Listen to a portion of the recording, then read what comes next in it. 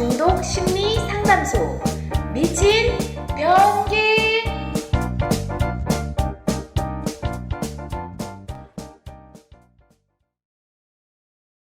안녕하세요. 미친 변기입니다.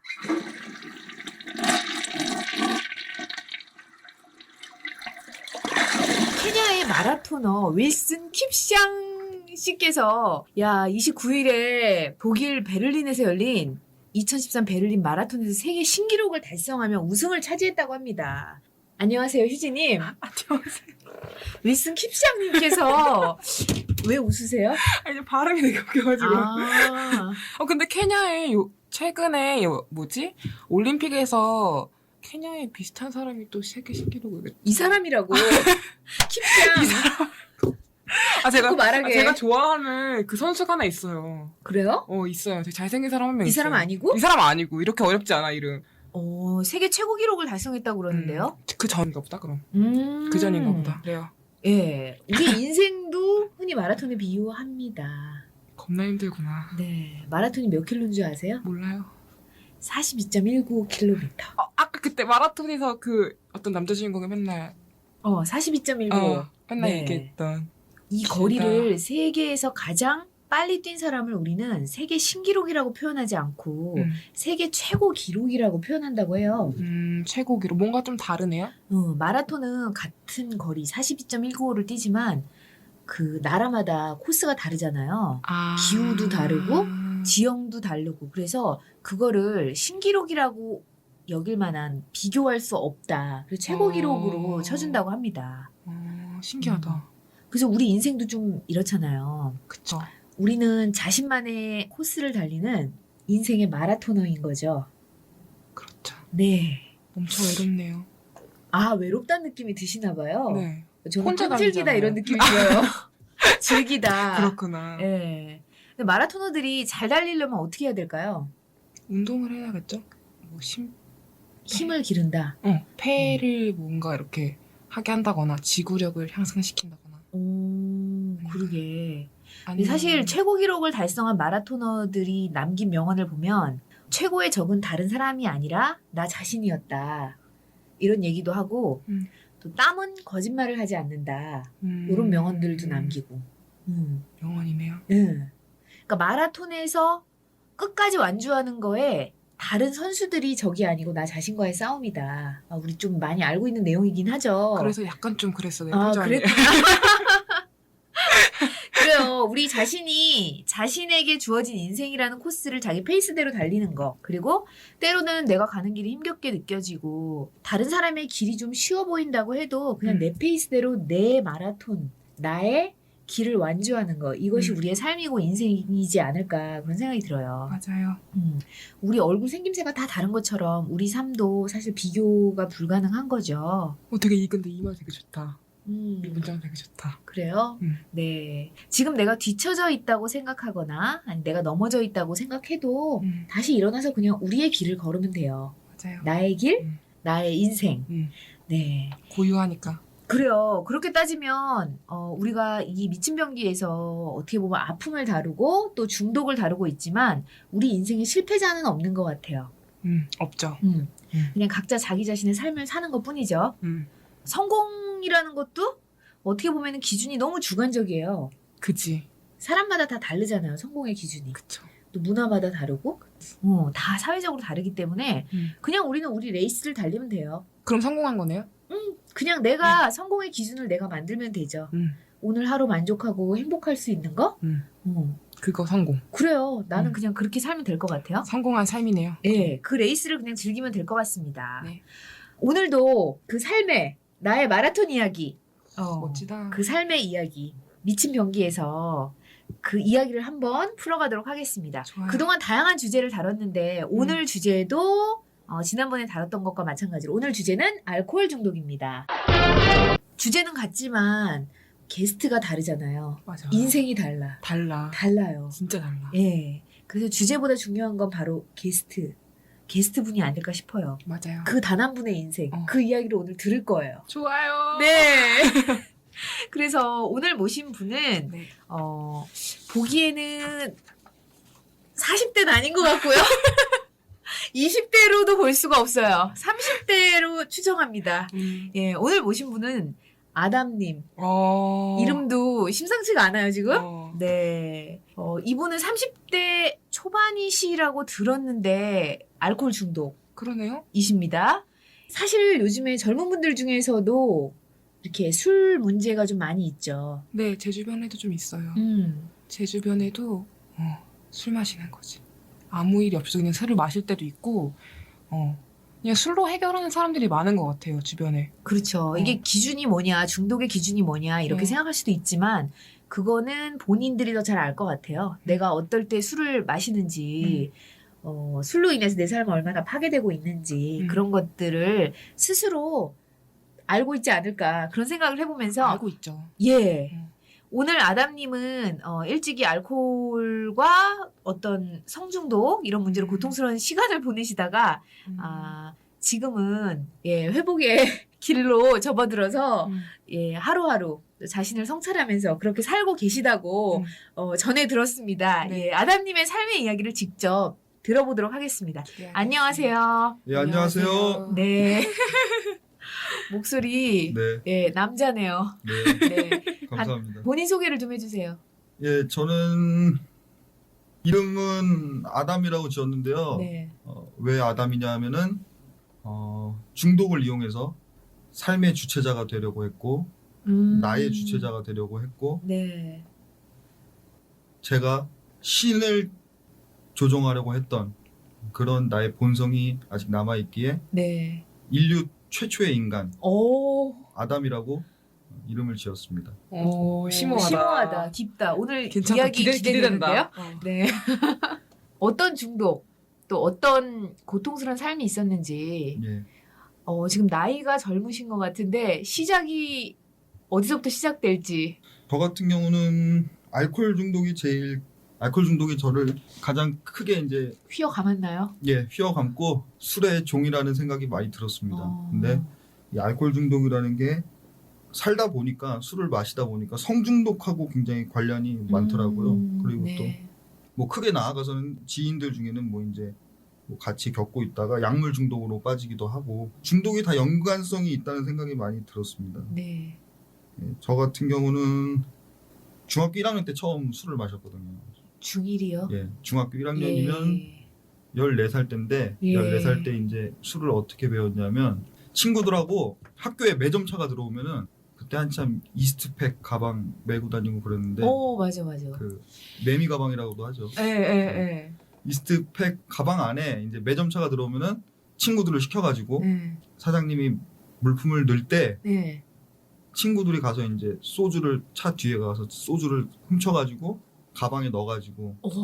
이제 학교 뒤에서 뒷산이 있었거든요. 네. 뒷산에 올라가면은 고추밭이 있어요. 네. 고추밭에서 이제 고추를 따다가 밑에 학교를 바라보며 네. 소주를 그렇게 마시곤 했는데 그것이 이제 연결이 돼가지고 계속해서 술을 마시게 되더라고요. 오. 그렇게 시작을 하셨군요. 중학교 네. 1학년 때. 네, 그렇게 해서 이제 학생인데 네. 술을 한 잔 이렇게 처음 접하게 됐어요. 네, 그걸로 끝날 수도 있었을 것 같아요. 그런데 네. 근데 그게 제가 이제 요즘에도 곰곰이 이제 생각을 해보죠. 어렸을 때 내가 왜 술을 접했을까?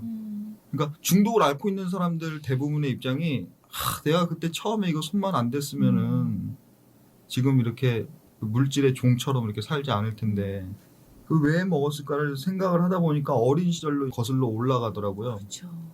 뭐 책임 회피일 수도 있는데 그런 건 아니고 어렸을 때를 한번 생각해 보니까 3살적 기억이 저의 첫 기억인데 제가 이제 하루는 저희 어머니랑 저랑 친할머니 동생분 집에 있었던 것 같아요.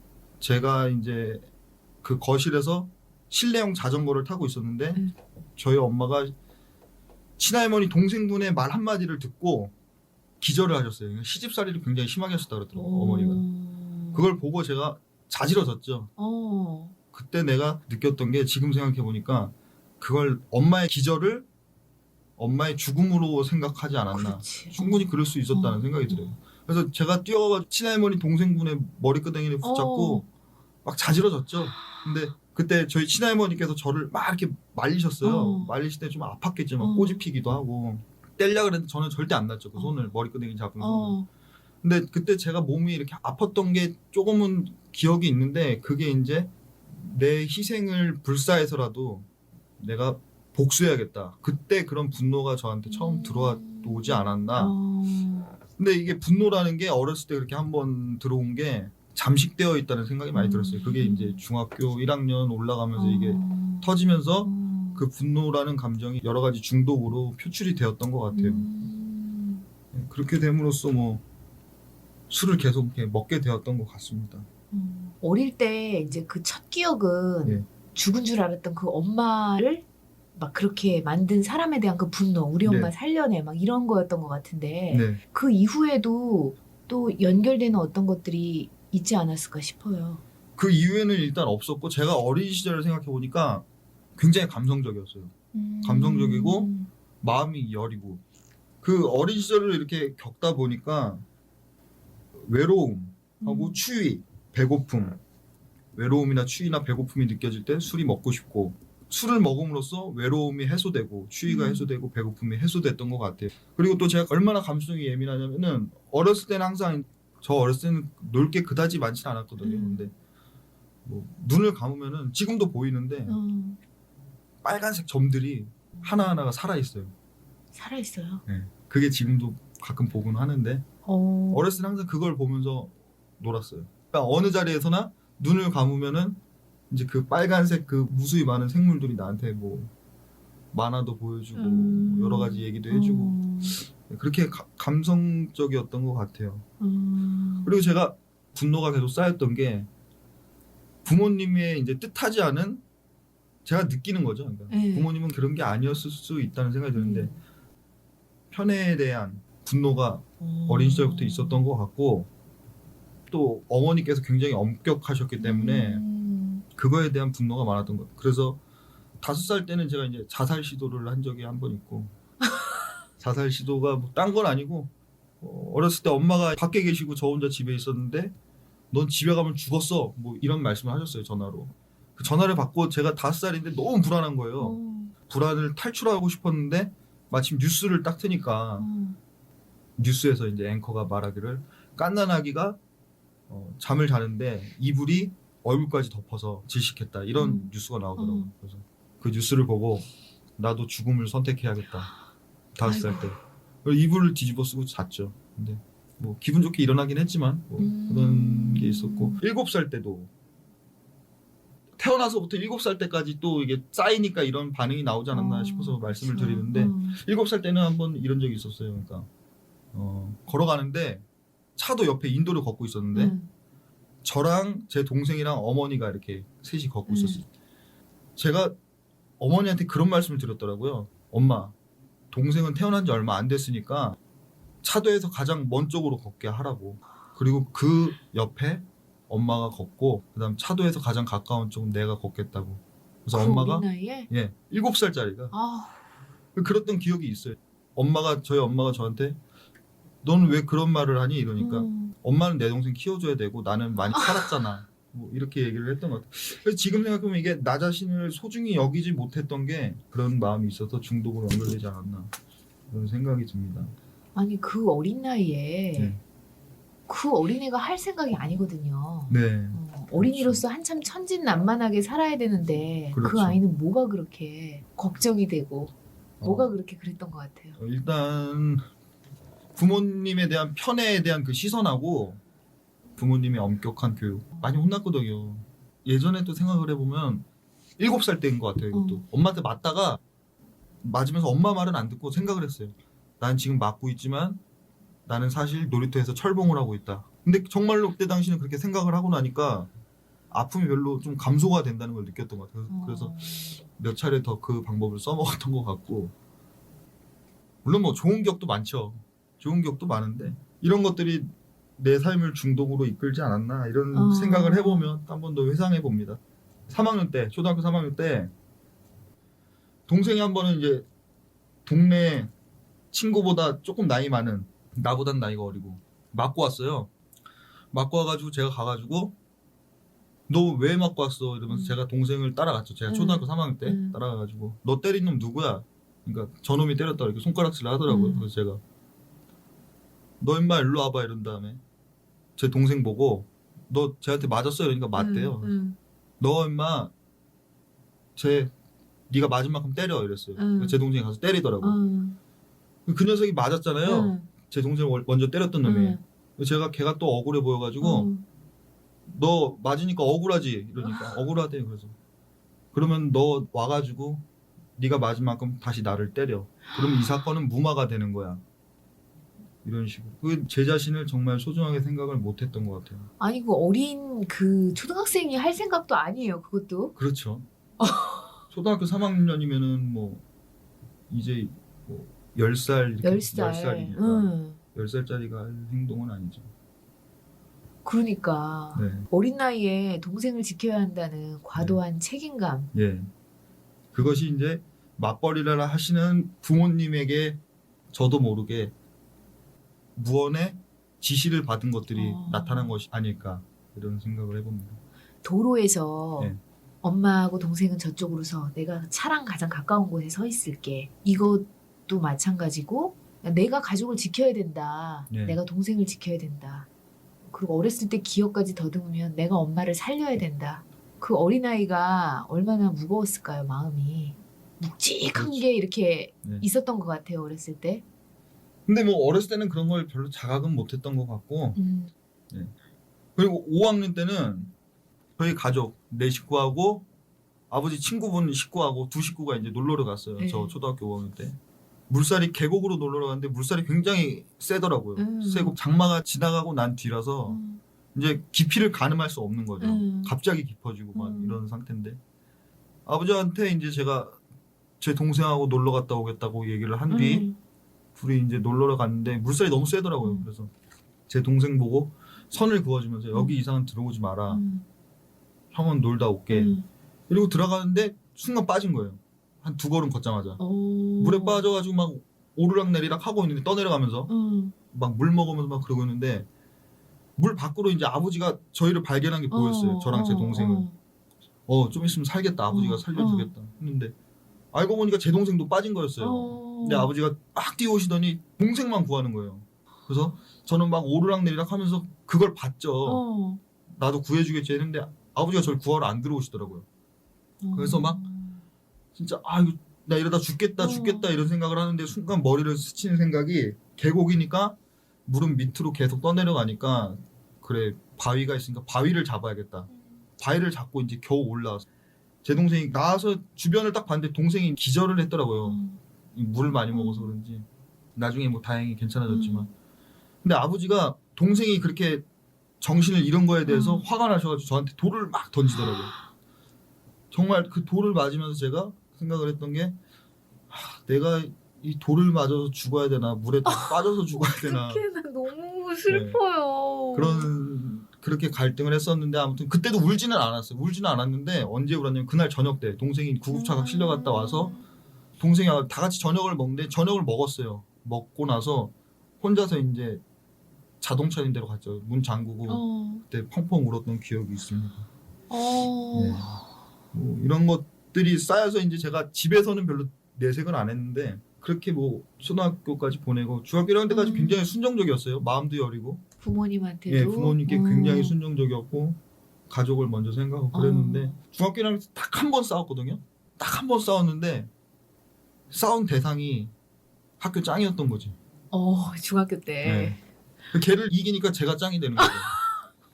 그냥 단칼에 한 번에. 한 번에. 예. 꿀빤 거죠. 그러니까. 그래서 짱이 됐어요. 예. 그렇게 되면서 중학교 때 한 반은 제외하고 11반이 각 반 짱들이 모여서 친구들이 된 거죠. 이제 거기서 제가 이제 완전 감동을 받아서 그동안 제가 같이 함께 했던 그 원가족에 대한 그런 원망이나 상처나 이런 것들이 그때 한 번에 터진 것 같아요. 그래서 원가족을 배제하고 그 새로운 친구들을 나의 가족으로 삼고 방황을 시작한 것 같습니다. 그래서 처음에 그렇게 친구들과 만난 친구들과 함께 술을 마시기 시작하고 담배를 피고 그랬고 그때부터 뭐 이성에 대해서 눈을 뜨기 시작한 것 같아요. 그 전까지 내가 가족 안에서 막 억압됐던 분노나 원망, 억울함 이런 것들이 갑자기 예. 중학교 때 짱이 되면서 그렇죠. 그리고 각반의 짱들을 내 밑으로 두기 시작하면서 그렇죠. 그때부터 완전히 확 뒤집어졌네요. 그 친구들과 지금도 뭐 교류는 하고 있어요. 어. 불알 친구라 그러죠. 제일 친하고. 근데 제일 중요했던 건 나에게 가족이 생겼다는 거죠. 그 친구들로 인해서. 그래서 그 어렸을 때 제가 원가족에 대한 이제 내 목숨을 바쳐서라도 이들을 지키겠다는 무언의 그런 신념이 친구들에게로 이제 향한 거죠. 그래서 의리하면 내 이름이 나오고 의리하면 예. 의리에 죽고 사는. 그렇죠. 친구가 어디서 맞고 왔다 이러면 가서 다 싸우고 제가 저희는 이제 중학교 1학년 때부터 그러면서 술을 마시다 보니까 중학교 2학년이 되면서 이제 포집 다니고 이런 게 재미가 없더라고요. 저희가 또 얼굴이 먹어주는 얼굴들이어가지고 중학교 1학년 때부터 정말? 이제 업소를 들락날락 했거든요. 근데 중학교 2학년이 되니까 재미가 없더라고요. 술집이. 그래서 이제 장소를 옮겨가지고 이제 나이트를 드나들기 시작했죠. 중학교 2학년 때부터? 네. 그때가 15살 때부터 나이트 뭐 예전에는 저 다닐 때는 그때 당시 락카페도 있었거든요. 경희대 이쪽에 락카페도 다니고 대학로에 있는 락카페 다니고 영등포도 다니고 이렇게 많이 다녔던 것 같아요. 그렇지만 그 이제 산에서 먹기 시작한 술자리가 멈추질 않는 거예요. 왜냐하면은 그 뭔가 그 어렸을 때도 채워지지 않는 걸 느꼈던 것 같아요. 그리고 술을 마시고 친구들과 있으면은 내가 최고가 된 것 같고 뭐 이대로 죽어도 좋은 거죠. 뭐. 그때 당시는. 그래요? 이보다 좋을 수는 없는 거죠. 그러니까 술에서 깨고 나면은 다시 집으로 돌아가야 되고 이러니까 술에 깨는 게 싫어서 술을 계속해서 마셨던 것 같아요. 산이든 뭐 어디 술집이든. 그래서 중학교 2학년 때부터는 이제 술을 일주일에 뭐 횟수로 따지면 8번 먹었어요. 밤은 7번인데 왜 8번이냐. 해장술까지. 해장술까지. 해장술까지 마셔야 돼서. 근데도 뭐 그때는 그렇게 힘들지가 않았어요. 뭐 술 먹고 집에 들어가서 교복 입고 아침에 바로 학교 가도 쌩쌩하니까. 그렇게 해서 그렇게 술을 마셨던 것 같아요. 그러면서 그때는 이제 중독이라는 건 몰랐고 저희 선배들도 또 워낙 술을 좋아해서 선배라 봐야 뭐 한 살 형들이죠. 형들이랑 항상 개천에 가가지고 어릴 때니까 돈이 별로 없잖아요. 개천에 가면은 뭐 대꾸리 몇 통 사다가 새우깡 한 봉지 넣고 막 3-4명이서 먹어요. 먹다가 이제 술 종이컵에 딱 먹다가 새우깡 다 먹잖아요. 금방 먹죠. 한 봉지인데 다 먹으면 이제 10손가락을 하나씩 빨면서 이제 그걸로 안주 삼아서 그게 지금도 소주의 낭만이라고 생각이 듭니다. 그러다가 이제 제가 이제 중학교 3학년이 되면서 술을 먹다 보니까 이성하고 접촉할 수 있는 확률이 더 높아지더라고요. 그렇죠. 그러니까 웬만한 정신 박힌 여자애들 같은 경우는 밤늦게 이제 안 돌아다니는데 밤늦게 돌아다니는 애들은 이제 좀 뭔가 마음에 욕동이 있고 그런 또 역시나 또 많이 힘든 같이 그런 힘든, 여학생들이 비슷한 나랑 그렇죠. 비슷한 심리 상태. 같은 이슈로 갖고 그런 친구들과 이제 밤에 돌아다니다 보니까 뭐 자연스럽게 만나게 되고 그러니까 또 성적으로도 일찍 눈을 떴었던 것 같아요. 그때 당시. 그랬군요. 그렇죠. 그러니까 술을 마시면서 여자의 몸에 대해서 알게 됐고, 그러니까 어른인 척을 계속해서 했던 것 같아요. 그래요. 예. 어른이 되고 싶었어요. 어른이 되고 싶다는 것보다는 어른이라고 생각을 했죠. 중학교 3학년 때 막 20대 여자들도 자주 만났거든요. 나이를 속이고. 어른이라고 생각을 했죠. 교복만 벗으면. 다행히 학교는 졸업한 게 정말 다행인 것 같아요. 졸업하셨어요? 네, 졸업은 했습니다. 어려웠을 텐데. 네. 일주일에 8번씩 마시면서 네. 학교 졸업하기 어려웠을 텐데. 그렇죠. 그래도 제 최고 신기록이 기말고사 평균 점수 25점이 최고 기록이거든요. 최고. 네. 최저 아니죠? 최저. 최저. 기록. 깜짝 놀랐어요. 근데 왜냐면은 대충 해도 30점 넘을 수 있거든. 근데 네. 최고라 그래서 최저 기록이 최저가 25인데 제가 그때 그 학교 시험 기간 4일 중에 이틀밖에 안 갔어요. 근데 25점이 나왔는데 제 앞에 놈은 4일 다 나왔는데 24점 나왔더라고요. 안타깝다. 그렇지. 네. 머리는 좀 있었던 거예요, 제가. 많이 예. 어린 시절 기억하고 이러는 거 보니까 많이 총명하신 것 같아요. 머리는 좀 똑똑한 것 같습니다. IQ 테스트 한번 해봐야지. 사실 어렸을 때부터 어른으로 살았잖아요. 네. 가족들 구하고 네. 동생 대신 맞아주고 네. 그러니까는 내가 어른인 줄 알고 살다가 중학교 가서 이제 진짜 어른인 줄 알고 그 뭐 무서운 게 없었어요. 이게 중3 정도가 되고 그러다 보니까 중3 때부터 한 1년간은 술 먹으면 항상 정신 차려보면 경찰서였어요. 폭력으로. 그러니까 그때 또 무서운 게 없으니까 사사건건 다 시비 걸고 술 먹고 나서 술도 참 개처럼 배웠죠. 그러네요. 예. 그렇죠. 네. 그래서 중3 때 이성의 눈을 뜨면서 제가 뭔 짓거리까지 했냐면은 술을 먹은 상태에서 네. 여자 3명과 내 동갑자리 여자 3명과 나의 친구 2명, 6명이서 한 방에서 성관계를 하기도 하고 다 술 기운에 그런 거죠. 야, 중학생이 집단으로 16살짜리가. 네. 그때 이제 한번 여자의 몸에 대해서 알게 되다 보니까 너무 좋더라고요.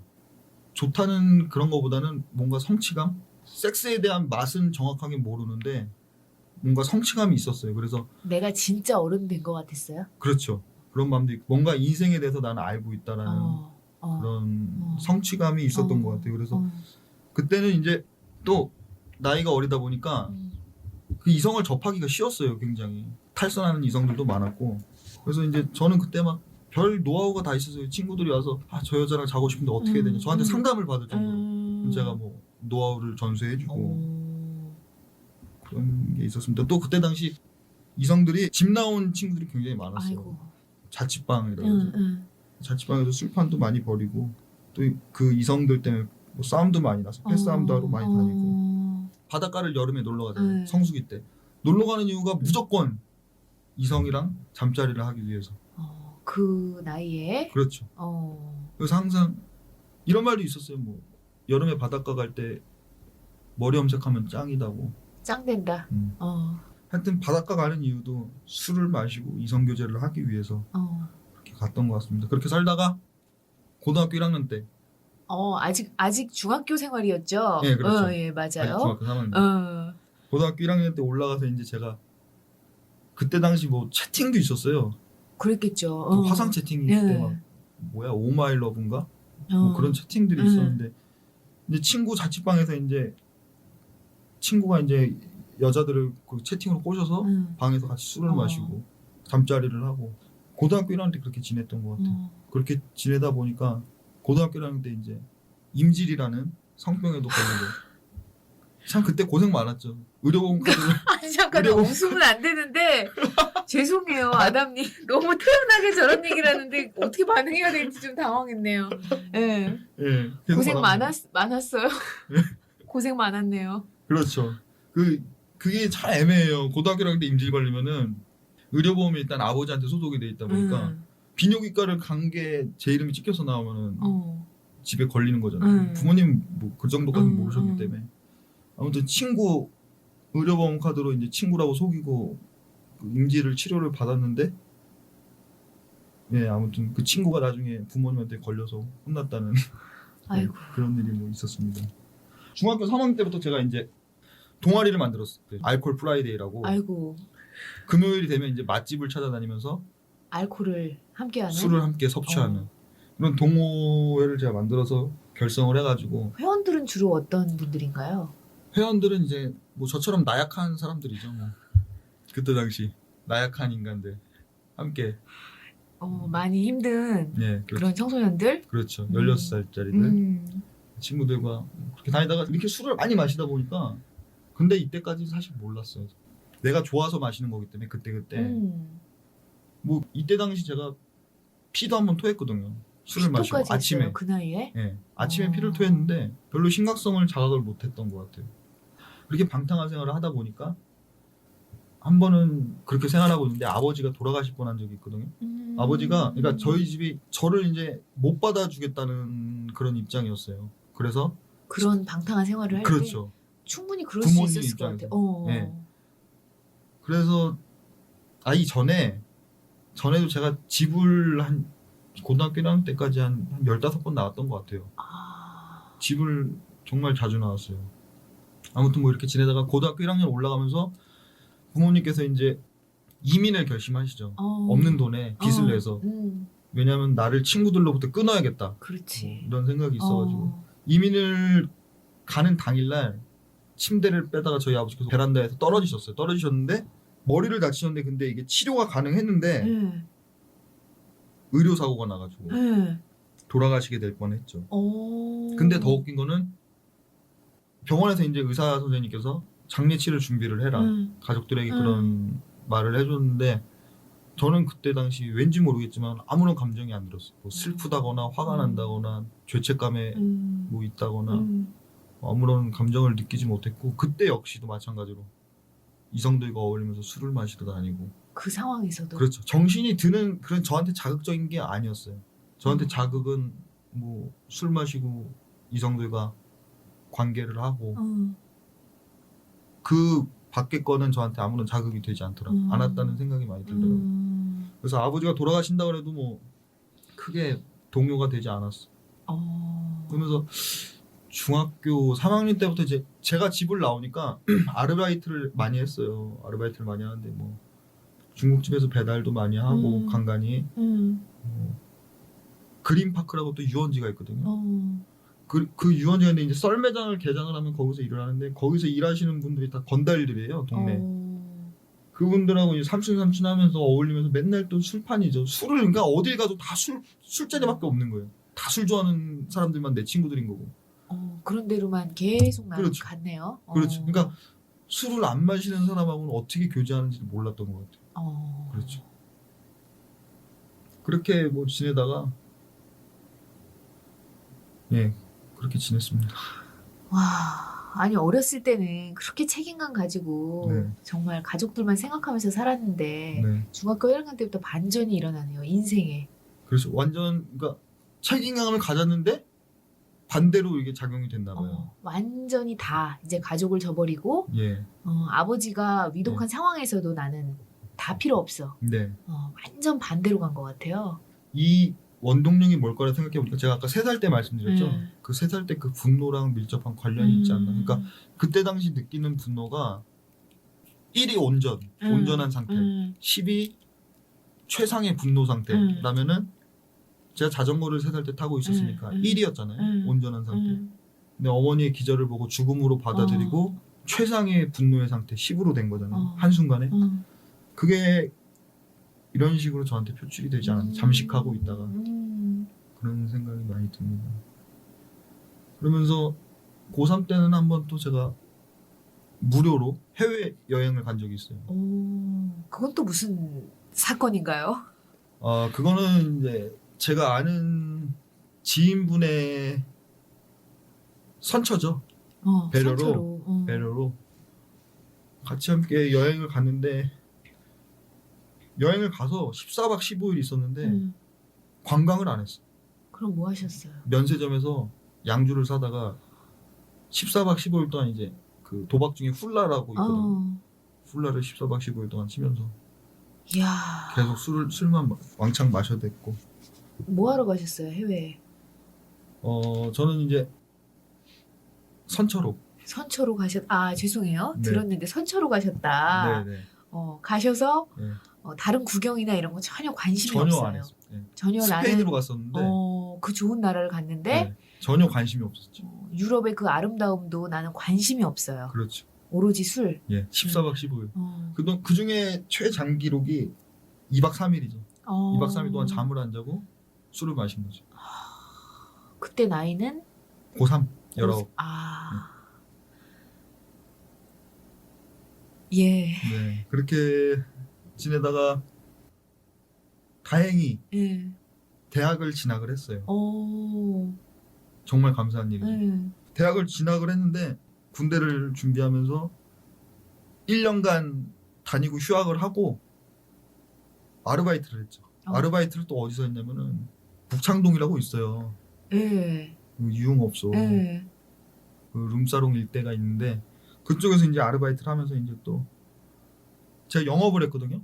영업을 했는데 거기서 일하면서 항상 술 먹지, 일 끝나고 그렇죠. 술 먹지, 또 거기 일터를 아예 글로 잡으셨어요, 술집으로. 그렇죠. 거기서 또 그 일하는 아가씨들하고 또 성적으로 또 만남을 갖지. 이러니까 완전히 이제 누가 나를 말릴 사람이 없는 거예요. 또 어. 집에서 나와서 생활을 하다 보니까 어. 군대 가기 전까지 그곳에서 이제 술을 또 계속해서 먹었던 거 같아요. 뭐 양주, 소주, 뭐 맥주 이런 거 안 가리고. 제가 처음에 말씀드렸는데 이때까지 원가족의 부재가 저한테 있었다는 생각이 많이 들어요. 그래서 제가 감성적이었다 그랬잖아요. 네. 감성적이고 마음이 약하다 보니까 외로움을 자주 느끼고 실제로 이제 피부로 느끼는 추위, 그런 추위나 마음으로 느끼는 추위나 정말 배가 고플 때 이럴 때 술이 정말 나에게 위로가 됐던 것 같아요. 그래서 외롭거나 추위가 느껴지거나 배가 고플 때 술을 먹으면 그게 충족이 되는 거죠. 외로울 때 술을 마시면은 뱃속에서 올라오는 그 따스한 기운이 추위를 물러가게 하고 누군가 나를 안아주는 듯한 느낌을 갖고 배고픔이 좀 마비가 되니까 술 기운 때문에. 그래서 이런 것들이 느껴질 때 항상 술을 마셨던 것 같습니다. 야, 어린 시절부터 내가 부모님한테 좀 지지도 받고 좀 따뜻한 말 한마디, 내가 추울 때 좀 이렇게 날 안아주고 그런 거를 참 많이 바랬을 것 같은데 네. 어릴 때는 동생에게 비교당하거나 근데 그때는 느끼긴 했지만 뭔지를 느끼긴 했지만 그걸 분석할 그게 없었던 것 같아요. 그래서 그것이 내 안에 이제 소화가 되지 않은지 계속 뭐 남아 있었던 거죠. 근데 그거는 결코 없어지지 않는다는 거를 제 어린 시절을 돌아보니까 알겠더라고. 중1 때부터 이제 그렇게 내가 돌변하기 시작했고 이제 예. 엄청나게 반항을 했어요. 예. 그래서 고3 예. 그리고 대학을 갔고 예. 1년 다니다 휴학하고 네, 이제 제대로 술집에서 일을 하고 네, 그리고 이제 군대 가셨나요? 그렇죠. 군대를 예. 갔죠. 그럼 이제 그때까지 쭉 술로 이제 달려오다가 그러니까 전 그때 당시 사람들을 만날 때 이렇게 말을 했어요. 그러니까 저는 담배도 중학교 1학년 때부터 폈거든요. 그러니까 학교에서 선생님이 너 담배 왜 피니? 이러면 밥 먹으려고요. 이랬거든요. 이게 내 밥이야? 아니 밥은 아니고 밥 먹고 나서 담배 피면 맛있거든요. 그리고 뭐 좋았던 기억 뭐 이런 거 뭐 이성들과 얘기하다 보면 나는 삶에 대한 기억이 별로 없다고. 왜냐면 술 취해 있는 기억이 더 많기 때문에 내가 사실 뭐 19살이지만 사실은 10살 같다고 뭐 이런 얘기도 농담으로 하고 그랬던 것 같아요. 술에 취해 있었던 시간이 많았던 것 같아요. 알코올 중독. 그때도 중독이었던 건 모르겠어요. 중독이었죠. 중독이었는데 내가 중독이라는 생각을 못했죠. 왜냐면 그때는 네. 모르고 왜냐면 어딜 가나 누굴 만나다 내 지인들이나 내가 가는 곳은 다 술과 깊이 관련이 있는 곳이었기 때문에 내 생활이 그렇게 현재 나를 만들고 있잖아요. 내가 지금까지 어떻게 살았는지가 계속 그게 끊을 수 없는 고리였던 것 같아요. 항상 술 먹는 새로운 친구들을 만나도 술 좋아하고 술 먹는 친구들만 만나게 되고 어느 곳에서 놀더라도 그런 친구들과 어울리다 보니 또 그곳을 찾게 되고 네, 그랬던 것 같습니다. 그런 데만 쭉 가셨어요. 보니까 이제 뭐 독서실이나 이런 데 안 가신 거 아니에요. 계속 이제 뭐 그렇죠. 그런 독서실은 저는 처음에 독서실이 뭔지 몰랐어요. 도서관이랑 독서실이랑 학원이랑 세 개가 헷갈렸어요. 뭐가 뭔지 잘 납득이 안 갔어요. 많이 헷갈리셨겠어요. 그렇죠. 뭐 하는 데일까? 예. 그런 데는 뭐 전혀. 그러니까 뭐 그래도 뭐 공부하고 담은 쌓았지만 그래도 IQ가 괜찮았던 것 같아요. 그래요. 대학까지 간 걸 보면 네. 그래도 그 어린 시절에 그렇게 술을 먹고 네. 사실 야 대단하신 것 같아요. 근데 또 제가 이해찬 1세대거든요. 네. 한 가지만 잘하면 된다. 다행히 또 행운이었죠. 뭐 그러니까. 이해찬 1세대. 네. 네. 아 그랬군요. 네. 그래서 이제 군대를 가서는 술을 마실 수 없잖아요. 그렇죠. 좀 해독이 됐겠어요. 해독이 됐죠. 근데 군 생활하면서 막 술이 먹고 싶다는 생각을 한 번도 못 해봤어요.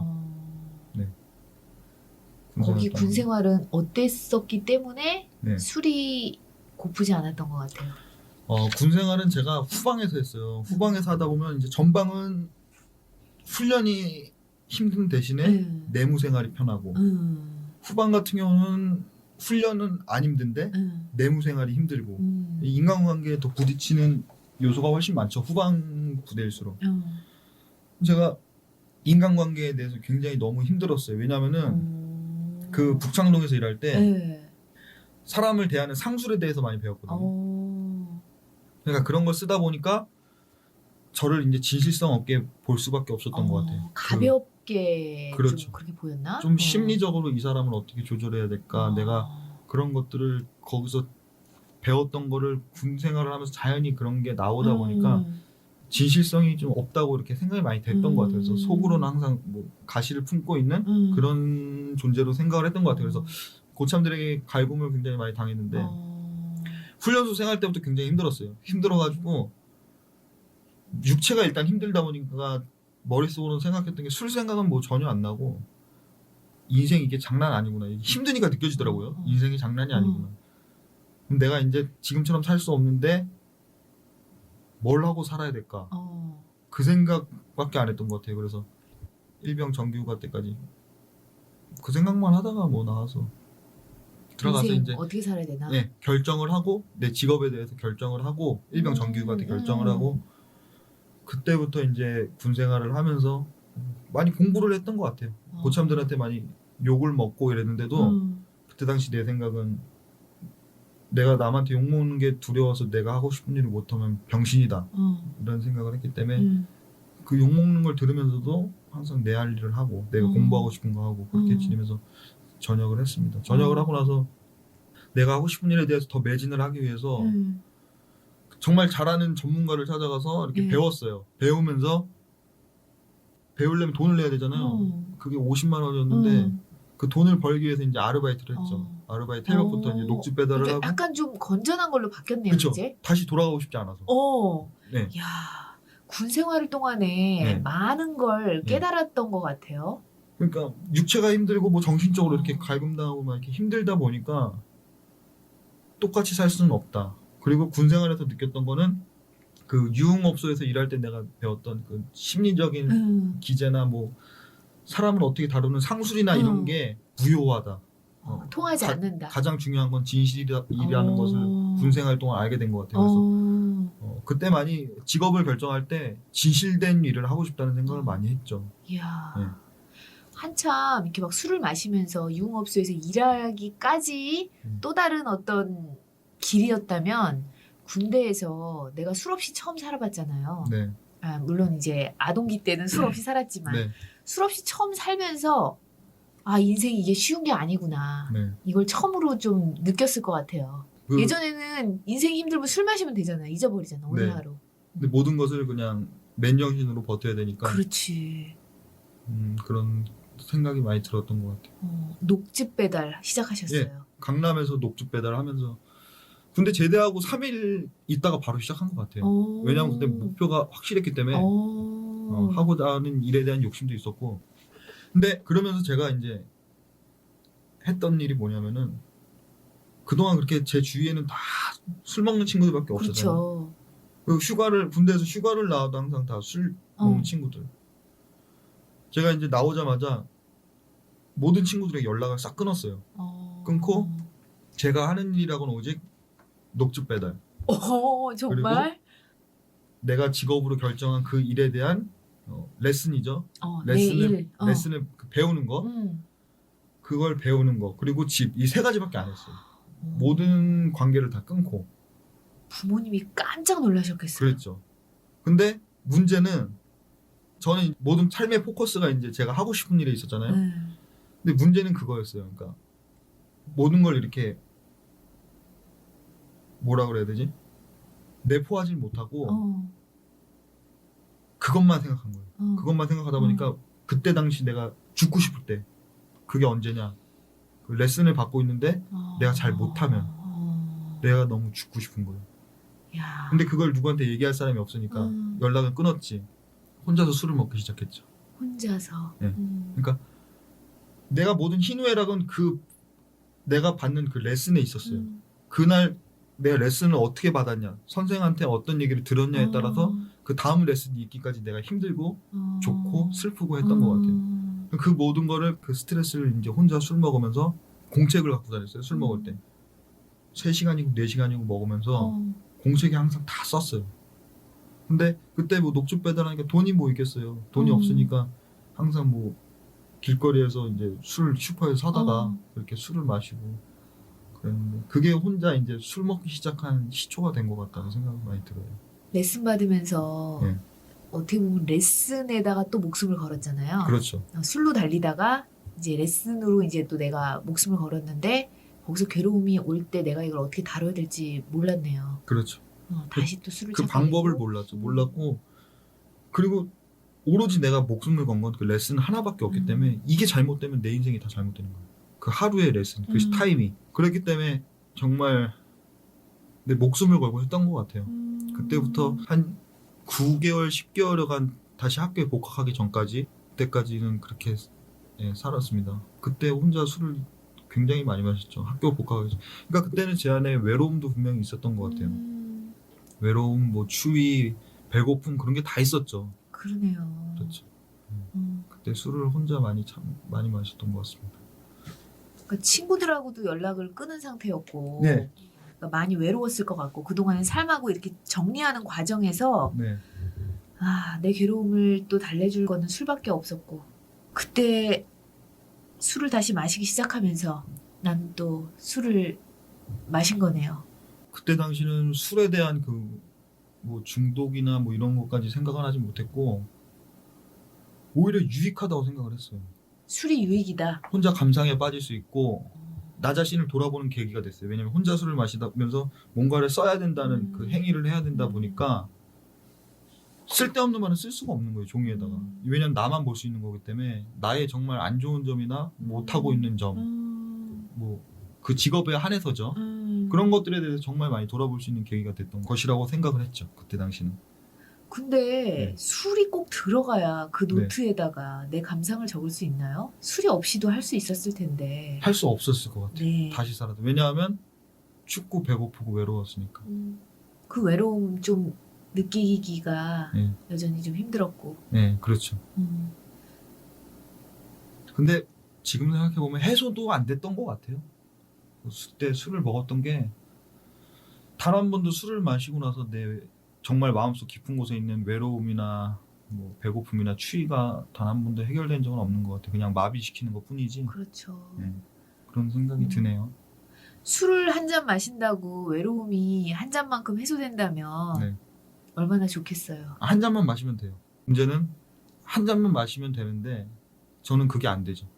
정신을 잃을 때까지 일단은 마셔야지 다음날 일어나면 술을 마신 것 같다는 느낌이 드니까. 제대로 마비시켜야 되니까. 예. 그리고 그 술 한 잔 먹고 두 잔 먹고 이렇게 하다 보면 알딸딸한 술 기운이 올라왔을 때 그 술 기운에서 깨고 싶지 않으니까 영원히. 영원히. 예. 그 술 기운에 내가 취했을 때 네. 그때 내가 어땠길래 그렇게 깨고 싶지 않아요? 그때는 착각이었던 것 같은데 누구한테 위로를 받는다는 느낌이 많았던 것 같아요.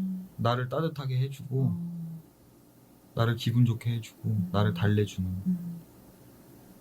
그런 게 있는 것 같습니다. 그렇게 혼자 술을 마시기 시작하다가 언제 내가 좀 이거 이렇게 혼자 마시는 것도 안 되겠다. 네. 그런 걸 느낄 계기가 있었을 것 같아요. 그때는까지는 없었고 그리고 그러다가 제가 대학을 복학을 했어요. 예. 복학을 했는데 복학을 해서 집안 형편이 그렇게 좋은 편이 아니다 보니까 기숙사에 나가는 이제 학교가 좀 멀었거든요. 그래서 자취를 해야겠다 생각을 했어요. 그래서 굉장히 좀 열악한 집을 학교 근처에 얻어가지고 자취를 하는데 그러니까 나는 이제 학교에서 항상 연습만 하고 집에서 잠만 자면 되니까 괜찮다고 생각을 했는데 학교에서 항상 연습을 늦게까지 하고 집에 돌아와서 자려고 누우면은 잠을 절대 못 자겠는 거예요. 그 전날 아무리 피곤해도 불을 끄고 눈을 감으면은 저한테 느껴지는 그 어두움이 다 외로움으로 변하는 거예요. 그래서 나를 누르더라고요. 그래서 항상 그때 복학했을 때가 24살 때였는데 그때도 항상 혼자서 잠을 자려고 노력을 많이 했지만 잠을 못 이룰 때가 많았어요. 너무 외로워서. 너무 외로워서. 네. 그래서 항상 그때도 술을 마시고 혼자 잠이 들었고 다음날 학교에 또 가고 그렇게 하면서 대학 생활을 마쳤던 것 같아요. 대학 생활 때도 강의실 그리고 나 혼자 사는 집 그거밖에 없었던 것 같아요. 그리고 술 항상 혼자서. 그렇죠.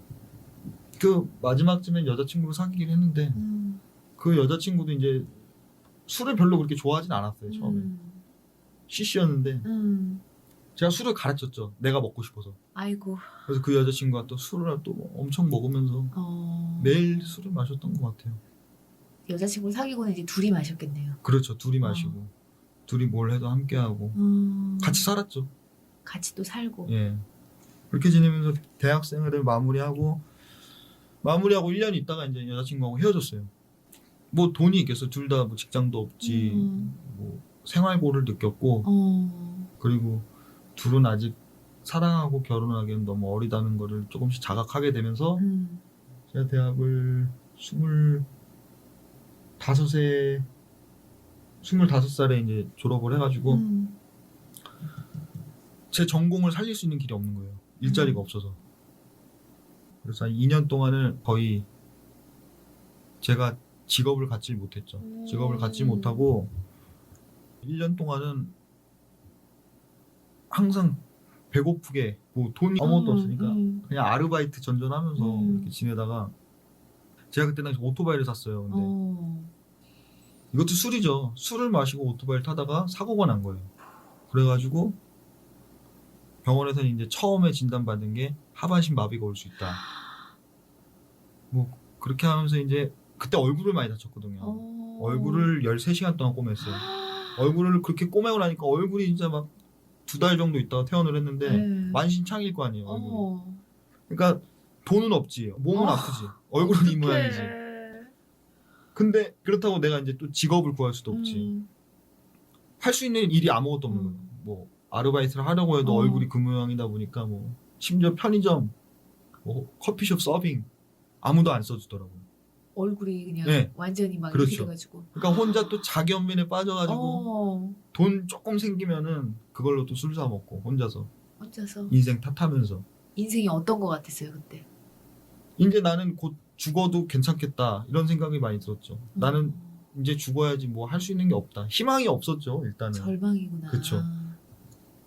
어린 시절에 외모에 대한 그런 컴플렉스가 사람들한테 상처를 굉장히 많이 받았던 것 같아요. 26살 때. 그러면서 자기 연민에 빠져서 술을 많이 마셨어요. 그래서 뭐 한 가닥 희망도 없이 이렇게 지내고 할 수 있는 일은 이제 뭐 택배 상하차. 상하차 물건 내리고 올리는 거. 그런 거 아니면 노가다. 그 2가지밖에 없었어. 그 2가지를 하면서 하다가 다행히 제가 하는 일을 이제 조금씩 접할 수가 있게 되었어요. 27살 정도 때부터. 학교 다닐 때 이제 하던 거를 이제 접하기 시작했어요. 일을. 직업으로서. 직업으로. 사회인으로서 접하게 되었는데 그 일을 하면서도 이제 술을 좋아하다 보니까 또 그 일을 하는 사람들이 술을 좋아하는 사람들이 엄청 많아요. 계속해서 술을 마신 거죠. 또 일을 하면서도. 네. 술을 마시고 그렇게 지내면서 다시 여자친구가 생겼는데 그 여자친구는 자아가 굉장히 건강한 여자친구였어요. 그래서 술에 취하는 걸 너무나도 죽기보다 싫어하고 남자친구가 술에 취하는 걸 너무 싫어하고 자기 자신도 싫어하고 더더군다나 내가 취하는 건 너무 싫어했어요. 술을 취하는 걸. 제가 술 먹는 것 때문에 많이 싸웠죠. 많이 싸우다가 1년 정도 만나다가 헤어졌는데 헤어질 때 그때는 그 여자친구가 지금 생각하면 굉장히 긍정적인 여자친구고 자아가 건강했지만 그때 당시 나하고는 동질감을 느끼지 못했던 거예요. 그렇지. 그렇기 때문에 제가 이 여자친구에 대해서 좀 증오하는 마음이 컸어요. 그래서 제가 이 여자친구랑 뭔가 트러블이 있을 때 이 여자는 나랑 맞지 않는 여자니까 그때 나이는 이제 결혼까지 생각해야 되는 나이인데 결혼할 수 없다. 이 여자랑 결혼하면 내가 평생 불안하게 살겠다.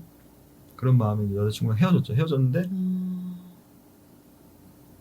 이상하게 헤어졌는데 마음이 너무 힘들더라고요. 힘이 든데 다시 술로 푸는 거예요. 근데 그 술을 어떻게 풀었냐면은 제가 그 헤어진 여자친구가 제가 술 먹는 거 싫어하잖아요. 술을 걔네 집 앞에서 항상 먹었어요. 아이고. 지나가면서 보라고. 일부러. 그때 당시 집에는 안 들어갔어요. 2주 동안. 그러니까 이게 힘들었다기보다는 그게 중독에 대해서 내가 자각하기 시작했던 게 술을 집에는 안 들어가고 어디도 안 들어가요. 그냥 길에서 놀이터에서 술 먹고 자고 술 먹고 자고 그 생활을 한 2주 동안 반복했던 것 같아요. 반복하면서 2주 동안 스마트폰도 5개 잃어버리고 친구놈이 또 그 사장이에요. 핸드폰 가게. 아 미안하다 하나 더 해줘라 이래 5개를 해먹고 2주 동안 어. 길에서 사니까 누가 가져가더라고 자꾸. 그렇겠죠? 그러니까요. 정신줄 놓고 있으니까. 잡히게만 해봐 이씨. 아무튼 5개를 잃어버리고 사람 같지 않더라고 내 자신이. 그래. 아 이렇게 어떻게 살 수 있을까. 계속 그러니까 술을 마시는 거예요 제가. 술 마시고 정신 차리면 길에서 자고 있고 일어나서 어머, 일어나자마자 바로 술 마시러 가고. 겨울은 아니었나 봐요. 여름 겨울이었으면 큰일 날 뻔했네. 겨울이었으면 뭐 녹음 못 하고 있을 수도 있죠. 그렇지. 여기 안 계셨겠네요. 네. 그렇게 지내면서 저의 심각성을 많이 알게 됐죠.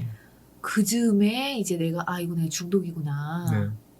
그리고 그때 이제 소망을 품기 시작했던 게 나 이렇게 더 이상 살면 안 되겠다. 30살이 되면은 뭔가 내 인생 30년을 이렇게 나로서 살지 못하고 이렇게 술의 노예처럼 이렇게 살았던 것 같은데 30살부터는 그렇게 살면 안 되겠다는 생각이 많이 들었어요.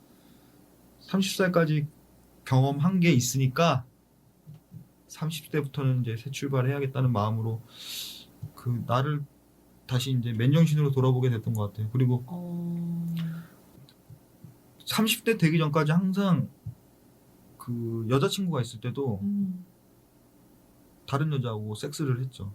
술을 마시고 이래도 이제 성적으로도 채워지는 게 또 틀리더라고요. 성적으로 채울 때는 무슨 뭐 어떠냐면은 여자친구랑 만약에 예를 들어서 모텔에서 자고 있어요. 자고 있다가 성욕이 올라오면은 여자친구랑 일부러 싸워요.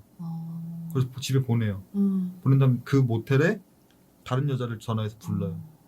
그래서 관계를 갖고 왜 여자친구랑 하면 되지. 근데 다른 여자를 찾게 된 거죠. 만족을 못하네요. 그렇죠. 그러니까 그게 저도 그러니까 그걸 모르겠어요. 그러니까 내가 정말 거의 술병에서 살았다고 해야 되는데 그동안 살면서 내가 술을 마시고 이렇게 살았던 내 인생 중에 정말로 사랑했던 적이 있고 정말로 내가 기뻐했던 적이 있고 정말 슬퍼했던 적이 있을까 이런 생각이 많이 들어요. 항상 그 모든 감정들을 느낄 때는 제가 술을 마셨거든요. 그렇기 때문에 내가 나로서 온전하게 맨정신으로 그런 감정을 받아들이지 못했던 것 같아요. 그게 어린 시절부터 제가 마음이 약했던 게 삶 속에서 나에게 다가오는 그 감정들을 직면할 수가 없기 때문에 항상 술로 나를 위장하고 술로 나를 보호하려 했던 것 같다는 생각이 많이 듭니다. 그래요. 알코올 문제뿐만이 아니라 이제 성적으로도 원래 알코올하고 성하고 이렇게 네. 같이 간다고 하거든요. 네. 그러니까 뭐 술 마시기 전에 생각을 하죠. 만약 주머니에 돈이 있다. 오늘은 유흥업소를 가야겠다. 근데 가지 말아야지. 가고 싶은데 이런 생각이 있는데 술을 마시고 정신 차리면 유흥업소에 있는 거죠. 제가. 내가 이미 가 있어. 그렇죠. 물론 뭐 다 제가 선택한 거죠. 술은 얼마나 억울하겠어요. 다 술 보고 나쁜 놈이라고 하는데. 다 사실은 제가 나쁜 놈입니다. 네. 지금 거의 지금까지 이렇게 삶을 쭉 보면 술이 나고 내가 술이고 지금 네. 그렇게 계속 그런 시간들이 많이 있었어요. 네. 최근에는 어떻게 지내셨어요? 중독이라는 걸 내가 이제서야 조금씩 인식을 하기 시작하고 네. 내가 이걸 어느 정도 멈춰야 되겠다. 네. 이렇게 했던 결정적인 일이 좀 있지 않았을까 싶은데. 그 결정적인 일이 제가 이제 2주 동안 네. 길에서 자고 일어나자마자 밥을 안 먹고 술만 먹고 스마트폰 5개 잃어버리고 그때 개라는 생각이 많이 들었죠. 저 스스로 더 이상 안 되겠다는 생각이 많이 들었습니다. 내가 바닥이었네요. 예, 그렇죠. 술을 마시면서 그런 생각은 항상 들어요. 아, 나는 이렇게 술을 마셨으니까 무슨 위험한 질병에 걸려서 분명히 죽겠지? 뭐 이런 생각이 드는데 하나도 두렵지가 않았어. 늘 그 죽음을 직면하고 살았던 것 같아요. 그 술을 그렇게 많이 마실 때. 불과 얼마 전이죠. 얼마 전까지.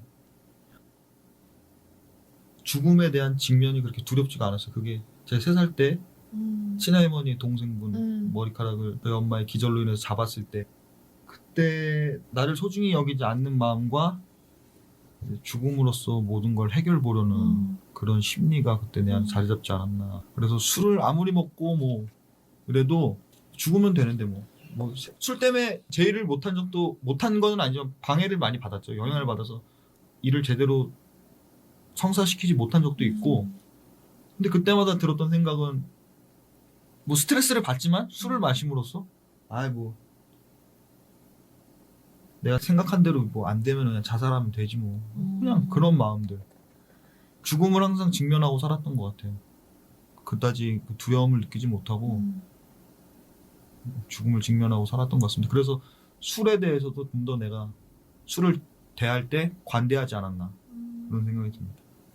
갑자기 떠오르는 게 5살 때 네, 엄마가 너무 엄격하고 무서워요. 네. 근데 엄마가 나한테 전화를 해서 네, 이제 뭘 해놔라 이랬을 때 내가 그 불안함을 네, 딱 자살해야 되겠다는 생각으로 바로 갔었잖아요. 네, 그 이후로도 계속해서 지금 보면은 난 언제나 네. 죽음이 바로 옆에 있었네요. 그렇죠.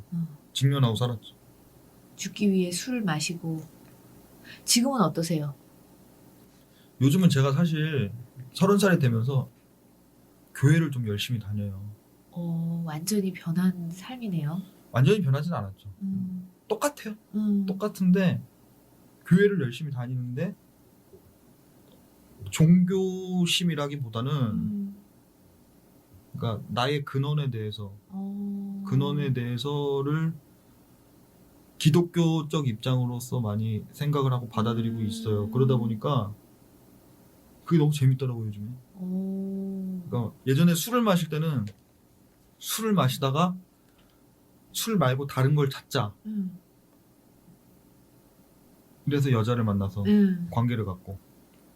그러니까 다른 방향으로 돌리면 또 그게 중독하고 연결이 되더라고요. 근데 이번에 제가 교회를 다니면서 느끼는 거는 일단 그 나의 근원에 대해서 알려고 하다 보니까 기독교에서 갖고 있는 그 신이라는 존재가 술보다 좀 더 좋다라고 말해야 되나? 그렇더라고요. 좀 더 좋더라고요. 나한테 좀 더 좋게 다가와요, 계속. 그러니까 모든 일이 다 그래요. 그러니까 모든 일이 처음에 겉모습만 보면 다 맛있어요. 다 달고. 근데 먹다 보면 막 쓰고. 그래서 뱉으면 이제 그걸 계속 먹을 수 없는 건데 먹다 보면 써도 또 먹다 보면 또 단 부분이 나오고 또 먹다 보면 또 쓰고 또 먹다 보면 달고 그러다 보면 이제 내가 그걸 다 먹을 수 있는 거거든요. 근데 그 쓰고 달고를 지금 반복하고 있는 것 같은데 물론 뭐 쓸 때도 있고 달 때도 있죠. 근데 지금은 그게 몇 번 반복되다 보니까 너무 좋아요. 좋아서 술도 뭐 저는 자제하려고는 안 하거든요. 내가 술 먹고 싶은 욕망을 지금도 비 오는 날 되면 아침부터 술이 땡기고 그래요. 그런데 자제하는 것보다는 그거보다 더 재밌는 게 있으니까. 사실 그거 엄청난 변화예요. 엄청난 변화예요. 그렇죠. 내 인생이 지금 중학교 1학년 때부터 술로만 계속 나를 위로했었는데 나를 위로할 수 있는 다른 거를 지금 찾았어요. 물론 지금도 술 생각이 나겠죠. 네. 그게 한순간에 이제 없어지는 건 아니지만 그래도 뭐 가끔 생각이 날 수도 있다는 나를 또 허용해 줄 수 있는 정도까지 이제 네. 지금 돼 있는 거고. 술은 마셔요. 한 달에 한두 번 마시는 것 같아요. 근데 그게 막 내가 강압적으로 막 먹지 말아야지 참아야 돼 이게는 아니고 이렇게는 절대 못 참겠더라고. 지금까지 살아오니까 내가 막 스스로 이렇게 통제를 하려고 하는 건 절대 통제가 될 수가 없고 그러니까 중독이라고 그러겠죠. 그쵸.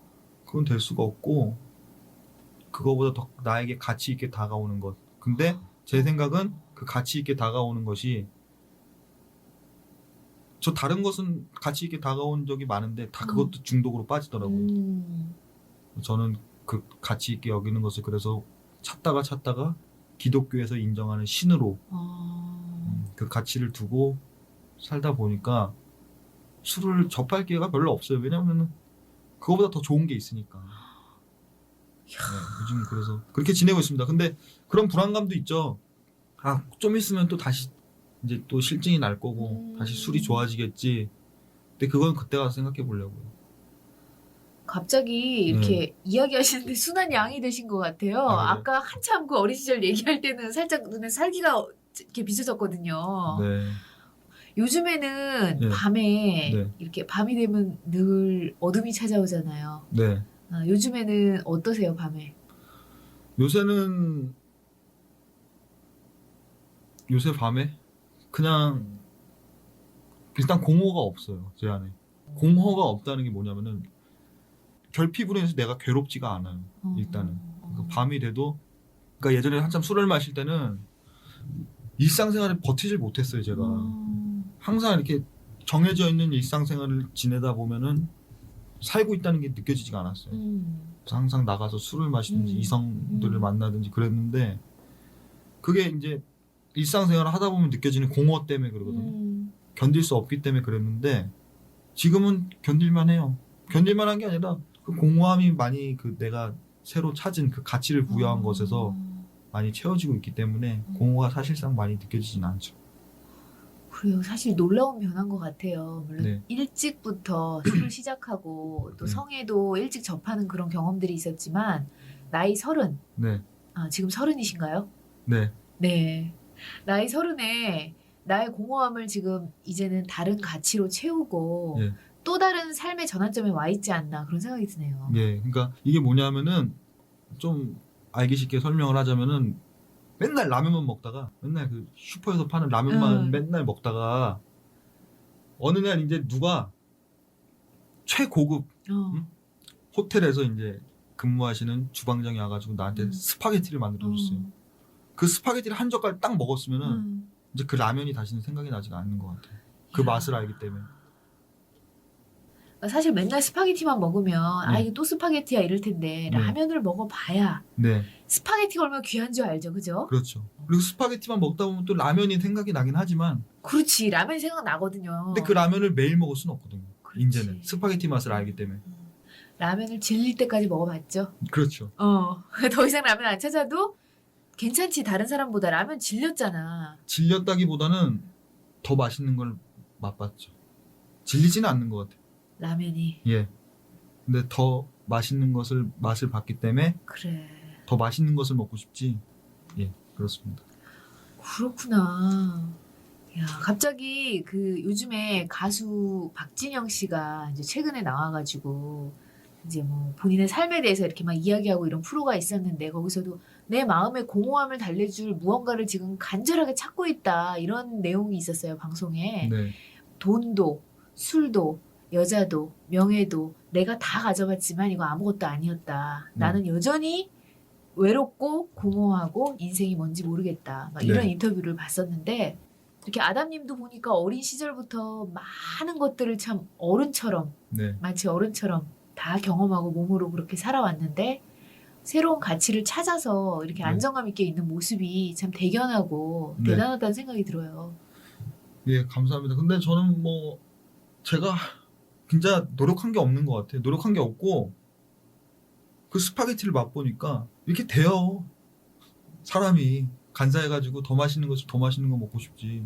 그럼 만약에 그 맛을 내가 맛보지 못한 상태에서 계속해서 라면을 못 먹게 했으면 어떻게 해서든지 먹었을 것 같아요. 그 스파게티 맛을 맛보는 게 참 가장 중요하지 않을까 이런 생각이 듭니다. 이 부분만 들으시는 분이 보면 어디 레스토랑에서 나오신 줄 알겠어요. 계속 우리 먹는 얘기만 스파게티. 네. 그렇군요. 와, 집에서 네. 어머니 아버지가 네. 깜짝 놀라실 것 같아요. 좋아하시고 감사한 게 제가 이제 술을 안 마시다 보니까 부모님께서 이제 나의 존재 자체로 나를 사랑해 주시는 것 같다는 그 느낌이 들어요.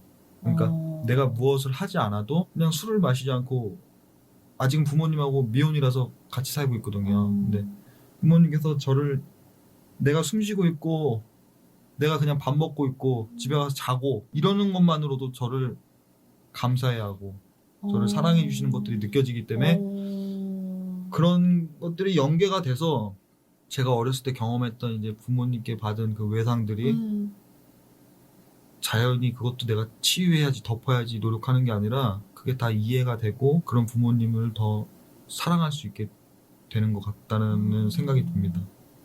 그렇군요. 예. 한참 그 사춘기 때 방황하던 아들이 네. 집 나간 아들이 네. 이제 돌아왔네요. 그리고 그 아들이 세상에서 라면 먹으면서 다 경험하고 돌아와서 이제는 부모님의 소중함을 알게 됐고 네. 그 부모님이 아들을 바라볼 때도 그 아들이 얼마나 기특하고 또 어떻게 보면 가정이 또 다시 이렇게 회복되는 네. 서로 아프고 힘든 시간도 있었지만 네. 이제 좀 서로 껴안아주는 그런 시간이지 않을까. 네. 아무튼 뭐 저는 감사합니다. 야, 지금도 이렇게 방황하는 청소년들 많잖아요. 예. 이렇게 길거리에만 나가봐도 네. 이렇게 그런 아이들이 참 많은데 보면 어떠세요? 다 저랑 술 한잔씩 해야죠. 네. 무슨 얘기 해주고 싶어요? 술 한 잔 먹으면은 스파게티를 맛보게 되지 않을까. 정말 세상에 맛있고 정말 귀중한 가치들이 많은데 안타깝게도 우리가 어린 시절에는 힘도 없지만 그만큼밖에 맛을 볼 수가 없어요. 그러니까 어린 시절에 맛봤던 그 즐거움만을 추구하고 있는데 사실은 좀 더 높이서 보면은 훨씬 더 귀중하고 소중한 게 많다는 걸 알려주고 싶고 맛보게 해주고 싶습니다. 이 앞부분과 뒷부분에서 네. 심한 반전이 있는 것 같아요. 네. 갑자기 그 아이들의 그 네. 이렇게 아이들을 바른 길로 이끄는 그런 막 분으로서 네. 지금 굉장히 아니, 그 정도는 아니고 아무튼 뭐 청소년들 보면 저랑 한 2박 3일 술 마시다 보면 전화해라. 형한테 전화해라. 그러면서 살짝 스파게티 맛보고 아 그렇구나. 네. 앞으로는 인생을 네. 어떻게 살고 싶어요? 앞으로 모르겠어요. 근데 기독교에서 인정하는 그 신에 대해서 그것을 일단 제 입장은 나의 근원이라고 생각을 하기 때문에 그 신을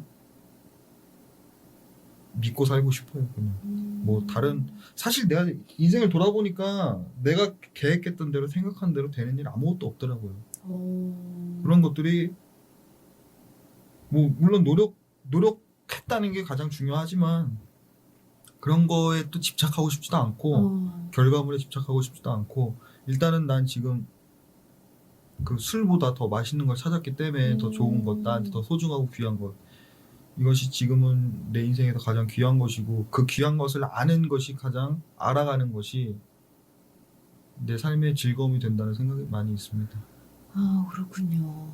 네, 정말 지금 그렇게 말씀하시는 모습에서는 이제 그 예전에 네. 그 아담님이 아니고 네. 안정감 있고 힘 있는 그런 네. 모습이 느껴지는 것 같아요.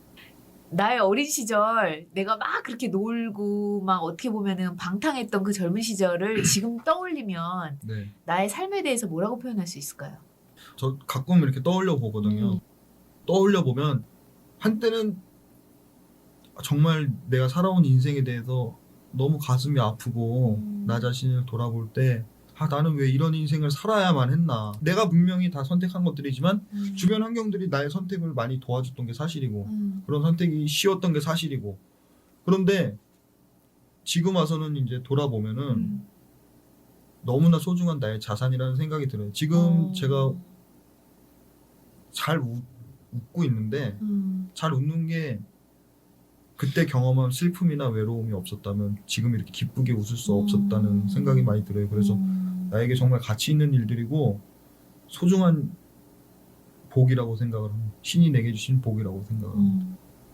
그래요. 진짜 이 현재 프레젠트가 선물이라 그러잖아요. 네, 오늘의 선물을 열어보면 그 안에 네. 나의 과거가 있고 네, 내가 아프고 추웠던 시절도 있고 그걸 네. 통해서 오늘이 더 빛나는 게 아닐까. 네, 이야 그렇습니다. 네, 오늘 이렇게 어린 시절부터 쭉 이야기를 해주셨는데 네, 오늘 이렇게 쭉 본인의 이야기를 어린 시절 3살부터 시작했어요 저희가. 네.